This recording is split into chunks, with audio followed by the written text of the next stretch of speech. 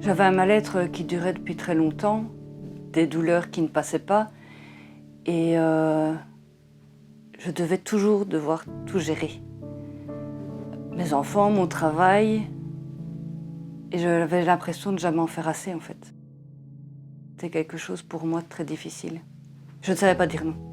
C'était quelque chose d'impossible pour moi, à personne, même pas à mes enfants. Je disais toujours oui. Je les avais enfouis dans un coin de ma tête, mais j'avais subi des violences physiques et psychologiques, sexuelles, depuis mon plus jeune âge. On m'interdisait de parler. C'était une obligation pour moi de dire oui et de devoir faire toujours ce qu'on me disait.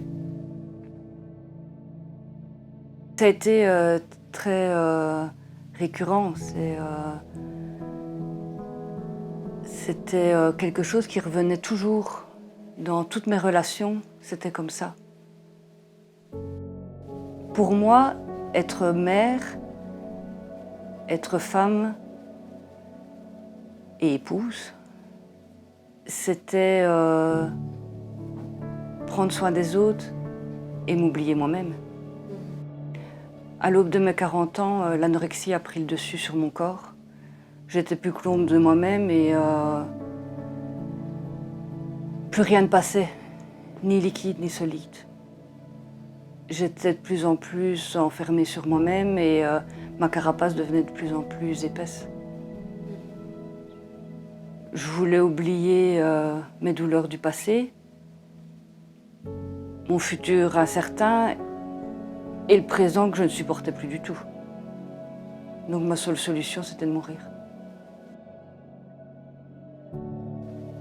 Je suis là parce que j'ai entamé une thérapie avec les chevaux. C'était très compliqué, je les adorais, mais j'en avais une peur panique. Et Brigitte m'a aidé à vaincre cette peur, tout doucement à mon rythme. Et puis au fur et à mesure, je suis sortie de ce mode survie. Les chevaux m'ont appris à être moi.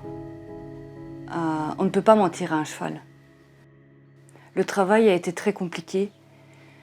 Une semaine, j'avais l'impression de faire un bond en avant, de sortir de mes difficultés, de voir le bout du tunnel, et puis la semaine suivante, de faire 3 pas en arrière et de nouveau couler.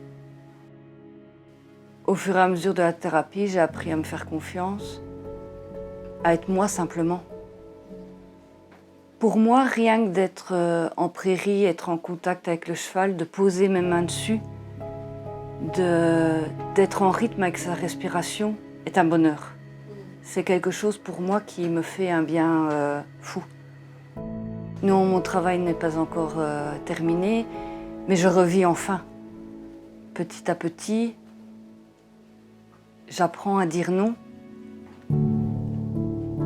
à exprimer ce que je ressens, ce que je ne veux plus. Et au fur et à mesure des balades, j'apprends à vivre ma vie, celle que j'en ai envie, pas celle qu'on m'a appris, la mienne.